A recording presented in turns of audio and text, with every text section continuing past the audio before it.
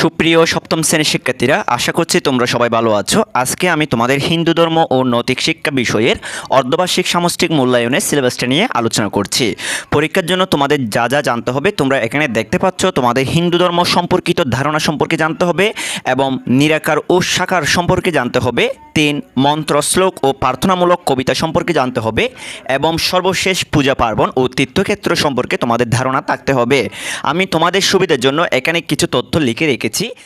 সুপ্রিয় ভাই ও বোনেরা, আমি আরেকটি নতুন চ্যানেল খুলেছি তোমাদের জন্য, নতুন কারিকুলাম। এখানে আমি ষষ্ঠ শ্রেণী থেকে দশম শ্রেণীর হিন্দু ধর্ম ব্যতীত অন্যান্য বিষয়গুলো এখানে আপলোড করে থাকি। তোমরা দেখতে পাচ্ছ আমি এখানে ষষ্ঠ শ্রেণীর বিজ্ঞান অনুশীলন অর্থাৎ শাস্ত্রচুরকা যে অপশন তোমাদের বইগুলো রয়েছে, আমি সেগুলোকে ছোটো ছোটো আকারে ভিডিওগুলো দেওয়ার চেষ্টা করি। আশা করি তোমরা এই চ্যানেলে সাবস্ক্রাইব করবে এবং আমার চ্যানেলটি তোমরা ঘুরে দেখবে। সবাইকে স্বাগতম আমাদের নতুন চ্যানেলে। তোমরা তোমাদের বইয়ের 1 থেকে 56 পৃষ্ঠার রিডিং ভালোভাবে পড়ে নেবে। অর্থাৎ তোমাদের অর্ধবার্ষিক পরীক্ষায় 1 থেকে 56 পৃষ্ঠা পর্যন্ত বরাদ্দ করা হয়েছে।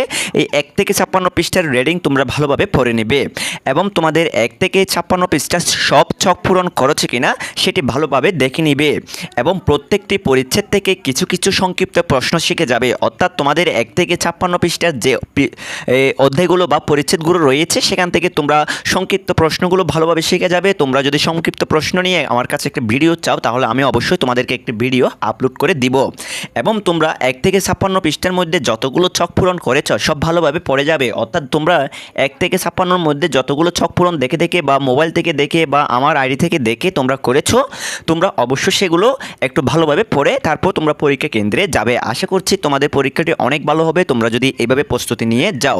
সো আজকের ক্লাসটি আমি এখানে শেষ করছি। তোমরা সবাই ভালো থাকবে, সুস্থ থাকবে। আমি পরবর্তী ভিডিও নিয়ে তোমাদের কাছে হাজির হব।